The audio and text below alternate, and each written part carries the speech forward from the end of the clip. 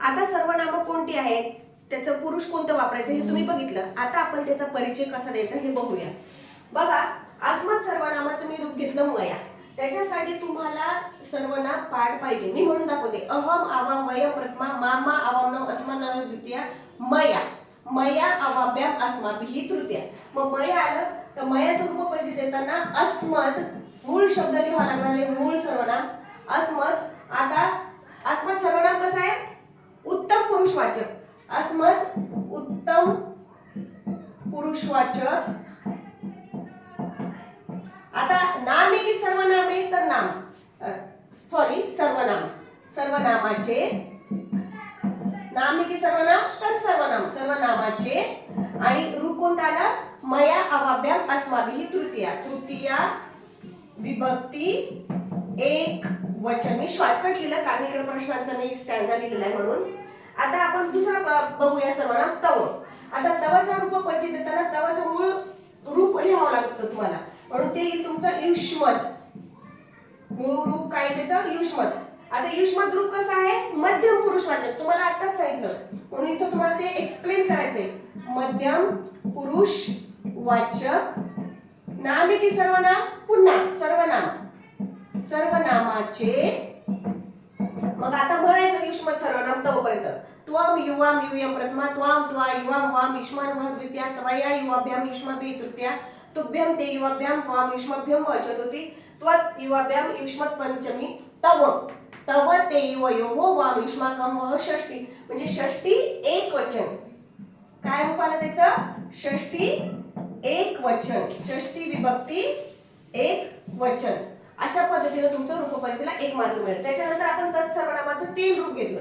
त्यांचं मूळ रूप येणार तुमचं तद. मग पुल्लिंगी स्त्रीलिंगी नपुंसकलिंगी लिहिताना तुम्हाला तद लिहिणं कंपल्सरी आहे. आता इथे एक्सप्लेन करा, तिथे पुल्लिंगी आहे, स्त्रीलिंगी आहे की नपुंसकलिंगी.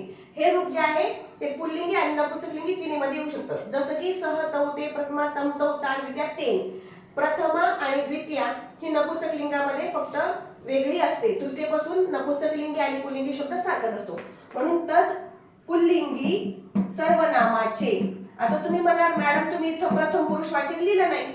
हे बघा, जर तुम्हाला इथे कधी आठवलं नाही की उत्तम पुरुषवाचक अस्मत् आहे, मध्यम पुरुषवाचक युष्मत आहे, प्रथम पुरुषवाचक तद यद किम आहे, नाही आठवत, तुम्ही डायरेक्ट तिथं सर्वनामाचे घ्या, म्हणजे जेणेकरून तुमचे मार्क जाणार नाही. मग आपण लिहूया पुढे तत्पुल्लिंगी सर्वनामाचे. तर कोणतं वचन, तेन ताभ्याम तैः तृतीया. तृतीया विभक्ती एक वचन. त्याच्यानंतर घेतलं यस्य. यस्यचं मूळ येतं यद. आता यस्य ययोः येषाम षष्ठी. मला पाठ म्हणून मी ताबडतोब विभक्ती म्हटली. तृतीयापासून पुढे पुल्लिंगी नपुंसकलिंगी रूप सारखे, म्हणून तुम्ही इथे लिहू शकता की पुल्लिंगी नपुंसकलिंगी. जर तुम्हाला कॉन्फिडन्स नसेल तर एकच ठेवा, कारण मार्क जाऊ शकतात. यात पुल्लिंगी नपुंसकलिंगी सर्वनामाचे. प्रत्येक ठिकाणी नाम आहे की सर्वनाम आहे हे एक्सप्लेन करणं फार गरजेचं आहे. म्हणून यस्य ययोः येषाम षष्ठी. सर्वनामाचे षष्ठी एक वचन. त्याच्यानंतर शेवटचं घेऊया आपण कस्मात. किम सर्वनाम अतिशय महत्वाचं आहे, त्याच्यावर तुम्ही चांगलं फोकस करा. आता कस्मात ही विभक्ती पंचमी असते. कस्मात काभ्याम केभ्य. आता इथं कस्मात काय करणार मी, याचं मूळ रूप घेणार किम सर्वनाम. किम सर्वनामाचे. असंही करू शकता तुम्ही, थोडंफार मागं पुढेही करू शकतात. मग आपण म्हणायचं कह कौ के प्रथमा कम कौ कान द्वितीया केन काभ्याम कही तृतीया कस्मै काभ्याम केभ्य चतुर्थी कस्मात. पंचमी एक वचन. किम सर्वनामाचे पंचमी एक वचन. अशा पद्धतीने तुम्हाला प्रश्न 2 मध्ये शब्दांची रूप लिहायची आहे आणि प्रश्न 3 मध्ये तुम्हाला ही रूप येतात परीक्षेमध्ये की अस्मत् उत्तम पुरुषवाचक सर्वनामाची तृतीया विभक्ती एक वचन असं येणार. त्याचं उत्तर तुम्हाला मया लिहायचे तृतीयामध्ये, म्हणजे तिसऱ्या प्रश्नामध्ये, तिसऱ्या ए सेक्शन मध्ये. नंतर तत् जर आलं की तत् पुल्लिंगी सर्वनामाची तृतीया एक वचन काय, तर तुम्हाला ते न लिहायचंय. त्याच्यानंतर यत पुल्लिंगी सर्वनामाचे षष्ठी एक वचन, तर यस लिहायचंय. हा प्रश्न तुम्हाला कुठे सॉल्व्ह करायचा आहे, दीर्घोत्तरीमध्ये.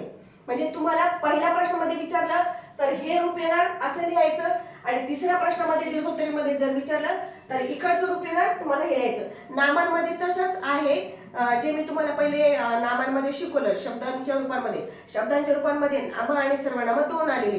सर्वनामांच्या ठिकाणी सर्वनामे वापरायचं, नामांच्या ठिकाणी नाम वापरायचं. कंपल्सरी तुम्हाला 5 गट त्याच्यात यायला पाहिजे की मूळ शब्द, त्याच्यामधलं असलेलं सर्वनाम, त्याचं पुरुष जर आठवलं तर ठीक, अन्यथा नाही आठवलं तर तुम्ही सर्वनाम ठेवलं तरी चालेल, फक्त त्याची विभक्ती आणि वचन ही व्यवस्थित यायलाच पाहिजे. ठीक आहे. मला असं वाटतं की मी हा घेतलेला व्हिडिओ तुम्हाला खूप चांगला समजला असेल. त्याच्यामुळे मी इथेच थांबते. माझ्या चॅनलला लाईक करा, सबस्क्राईब करा आणि शेअर करा. धन्यवाद.